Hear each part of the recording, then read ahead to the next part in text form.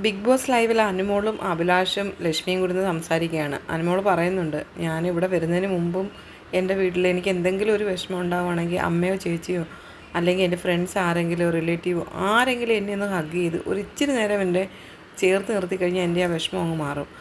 പക്ഷേ ഞാനിവിടെ വന്നു കഴിഞ്ഞപ്പോൾ ഞാൻ ശൈത്യയോട് ഈ കാര്യം പറയുന്നുണ്ടായിരുന്നു. എനിക്ക് എന്തെങ്കിലും ഒരു വിഷമം വന്നു കഴിഞ്ഞാൽ ഞാൻ അവളോട് പറയുമായിരുന്നു, എന്നെ ഒന്ന് ഹഗ് ചെയ്താൽ മതി, അല്ലെങ്കിൽ എന്നോട് ഇച്ചിരി നേരം സംസാരിച്ചാൽ മതി, ആ വിഷമം മാറുമെന്ന്.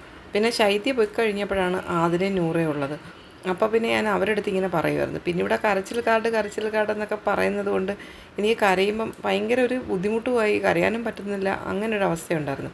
അപ്പോൾ ലക്ഷ്മി പറഞ്ഞ്, അത് നീ പിന്നെ ബെഡിൽ കിടന്ന് കരയാൻ തുടങ്ങിയല്ലോ, അത് പക്ഷേ വ്യക്തമായിട്ട് മനസ്സിലാവും. കാരണം നിൻ്റെ മുഖമേ വേറെ രീതിയിലാണ്. നീ രാവിലെ എണ്ണീച്ച് വരുമ്പം കാണുമ്പോഴേ ഞങ്ങൾക്ക് മനസ്സിലാവും, ആ മുഖം കാണുമ്പോഴേ നമുക്ക് മനസ്സിലാവും. അപ്പോൾ അഭിയും പറയുന്നുണ്ട്, നീ ഇവിടെ നിന്നൊക്കെ കരയത്തില്ലേ, അതെല്ലാം നമ്മൾ കാണുന്നുണ്ടായിരുന്നെന്ന് അഭിയും പറയുന്നുണ്ട്.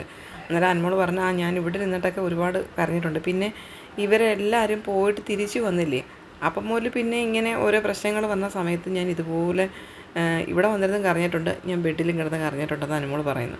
അഭി പറയുന്നുണ്ട്, ചില ദിവസം ഇവിടെ വന്നൊരു ഇരിപ്പുണ്ട്, ഞാൻ കരഞ്ഞു തീർക്കുമ്പോഴാണ് എൻ്റെ വിഷമങ്ങൾ ഫുള്ള് കളയുന്നതെന്ന് അനുമോൾ പറയുന്നുണ്ട്.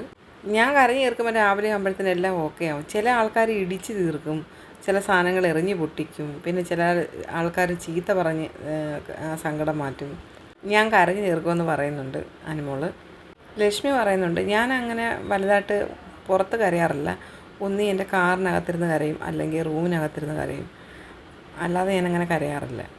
പിന്നെ ഇമോഷണലി വരുന്ന കരച്ചിൽ, അത് വേറൊരാളുടെ സങ്കടം കാണുമ്പോൾ ഉള്ള കരച്ചിൽ, പിന്നെ സിനിമ കാണുമ്പോൾ ഉള്ള ആ ഒരു കരച്ചിൽ.